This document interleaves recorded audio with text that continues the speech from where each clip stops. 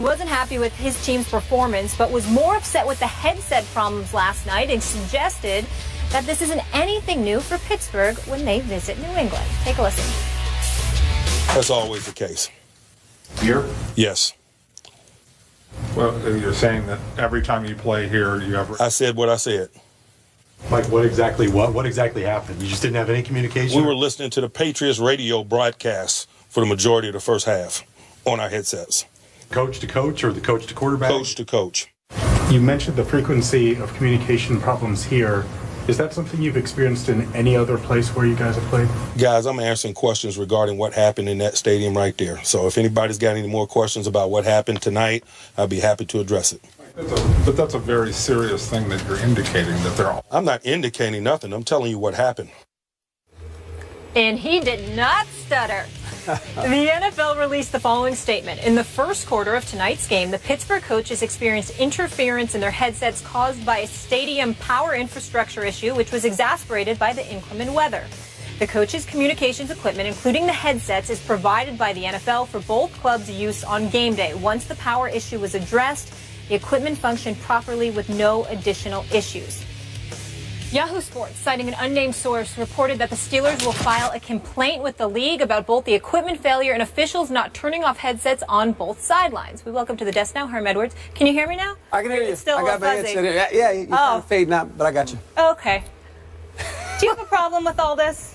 Well, this occurs at times. It really does. Okay. Was in the league for a number of years. It occurred on my watch as a head coach, sometimes even in our own stadium. And I think the procedure is this. Obviously, when your headphones are bad, you let the officials know.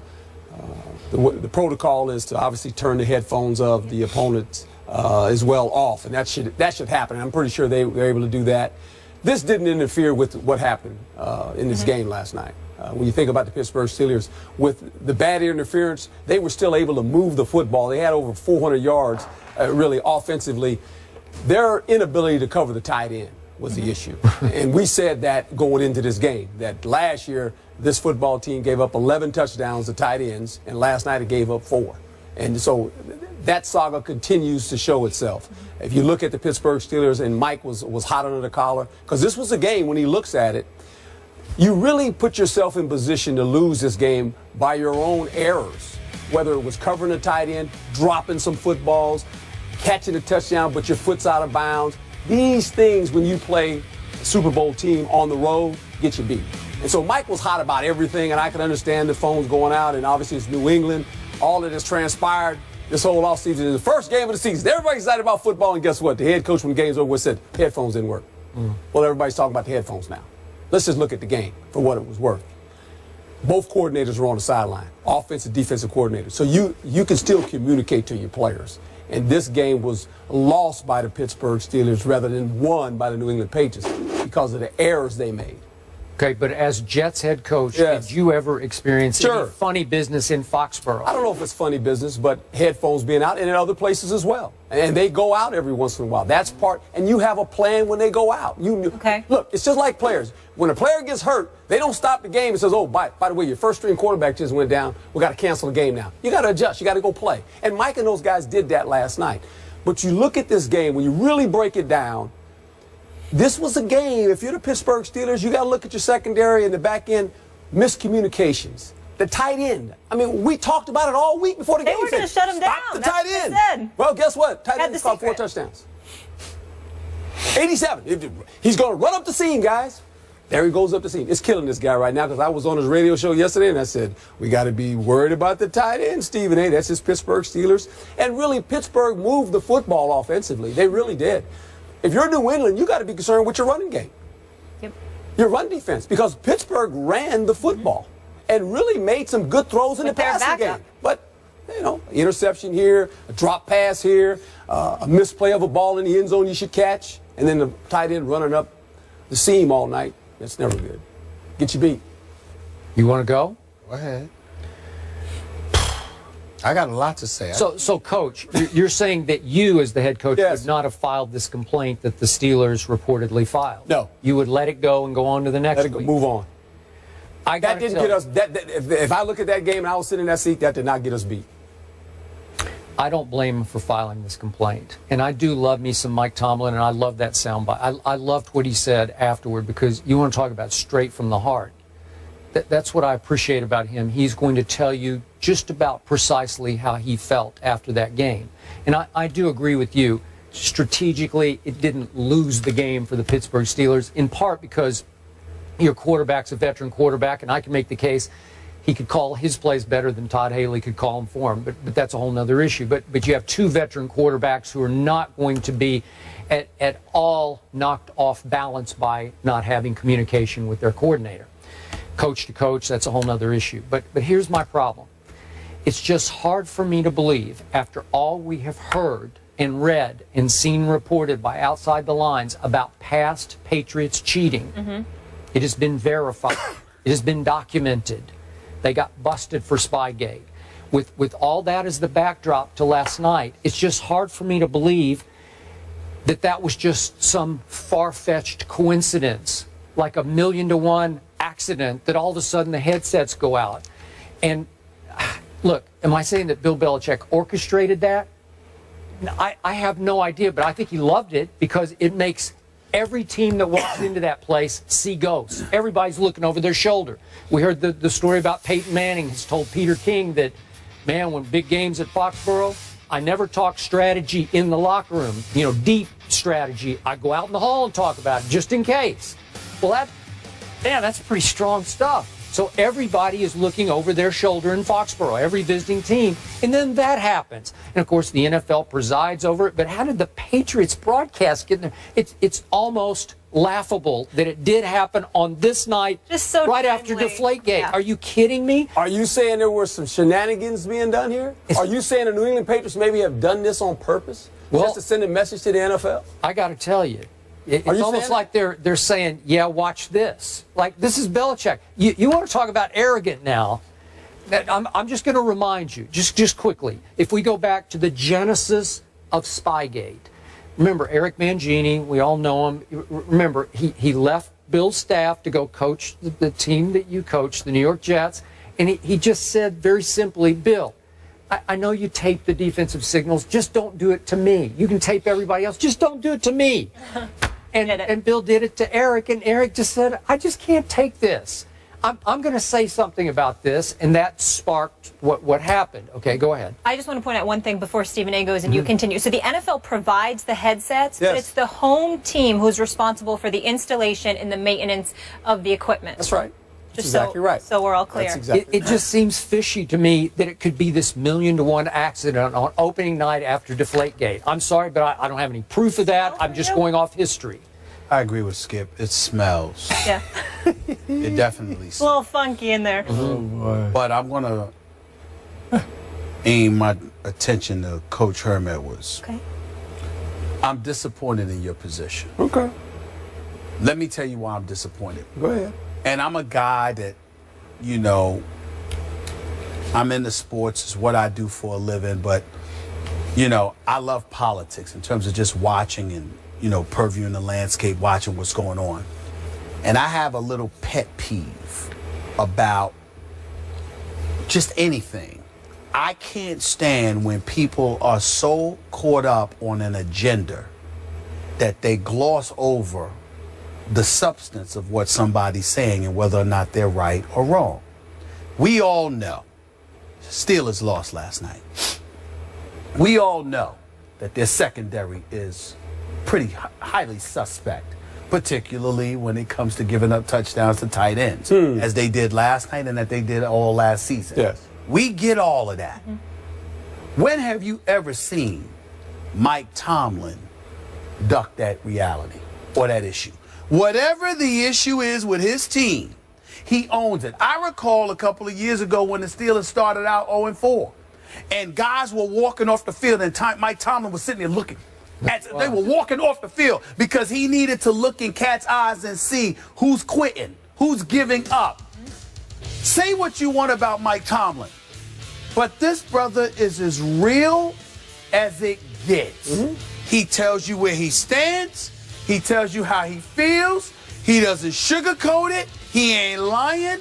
He may not go all out, But he gonna let you know what the deal is. I didn't hear Mike Tomlin that was making an excuse for the Steelers losing last night. I didn't hear Mike Tomlin coming out that said we should have won the game and we got robbed. I didn't hear that. What I heard was a guy addressing a specific issue with this team that should not have happened. Not only did he go as far as to say that, why did he say it should not have happened, Coach? Because he basically said this ain't the first time. They asked him, was it the first time that that's happened here? He said, no. They tried to get him to talk about the bigger issue. He said, I ain't getting into all of that. I'm answering questions as to what happened tonight. They asked him if it happened before. He said, yeah. So what, and you saw him peeved. Now, if he was peeved about his players, do you think that Mike Tomlin would have hesitated to tell us? No. Not at all. Right. The fact that he aimed his ire clearly in the direction of the New England Patriots should tell you something. And instead of looking at it from that perspective, we're sitting here and we're saying, well, you know, they gave up a lot of stuff to the tight ends. And I'm like, yeah, we know that. Ain't no denying that. Right. He ain't denying that. Right. But the fact that Mike Tomlin felt the need to address it in that manner about that team gives me cause to pause and say, wait a minute now. All right, New England. You know, this Tom Brady deflated footballs, all that. Forget all that. But now, New England, what the hell is going on? What are you doing? Do I think the Patriots did something like this on purpose? Here's my direct answer to that. I wouldn't put it past them. Why should I? You know, all of this noise has been made. What did you just say, Molly? The NFL provides the headsets. But in terms of the installation and the maintenance of it, this is what it is. Now, Bill Belichick is saying, well, we have problems with it too. You're saying, well, it's different for the home team. I'm sorry. When actual plays are about to be executed, you might have difficulty because the crowd is hyped. But at the time when plays are just being installed, the noise is the same. I've been at many football games. The noise is the same. Come on now. If it walks like a duck and quacks like a duck, damn it, it ain't a mongoose. All right? At some point in time, you got to look at these guys and say, wait a minute. Is this or is this not true? Let's not make this about anything else with the Steelers. We know they lost. We know they're an inferior team right now. They lost. What this is about is Mike Tomlin, who's one of the most credible individuals in the business when it comes to honesty, speaking out against the Patriots. That is the bottom line.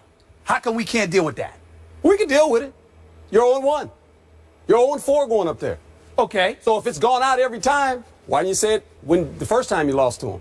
Or the second time you lost to him? Or the third time you lost to him? I'm just asking the question. And I'm answering it. And I'm okay with Mike what he said. I'm answering it. Yeah. Coach, could it be because now that all of this has happened, you still let something like this happen? It can't be that you're incredulous as to, really? After all y'all been through opening night?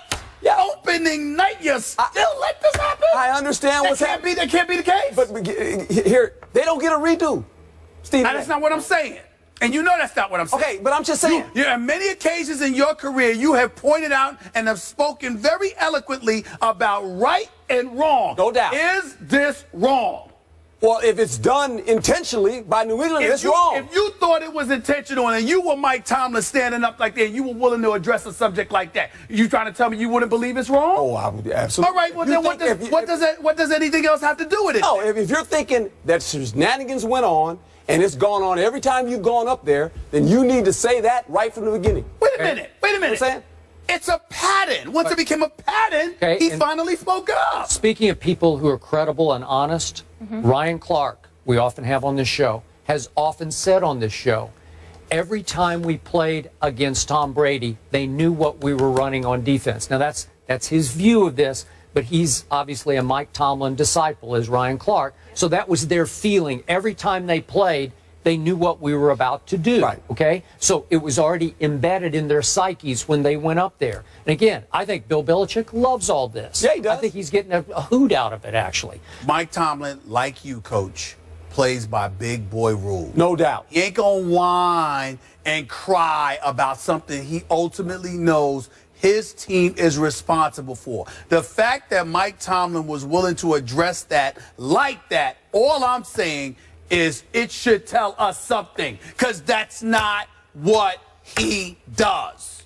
He doesn't do that. I agree with you there, Stephen A., but we all have our opinions about the New England Patriots before this incident took place. This just adds to the... But he never said anything. No, I'm not going to say it. But before that, the Right. Spygate and everything else is going on. And he never said anything. That's exactly right. I'm just saying, this just adds more fuel to the fire, right?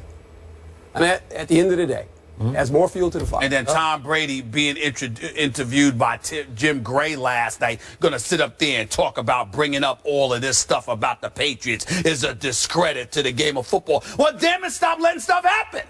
How about that? Maybe we wouldn't have to talk about When the Jets go to Wait a minute, Foxborough, he's where not did the you head meet? coach. In the I know hallway? that. I'm just talking about his comments. When you were the Jets head coach, did you meet in the locker room? Were you in the hallway? We met in the locker room. Okay. We won a couple times up there. Okay. Yes, you did. All right. Okay.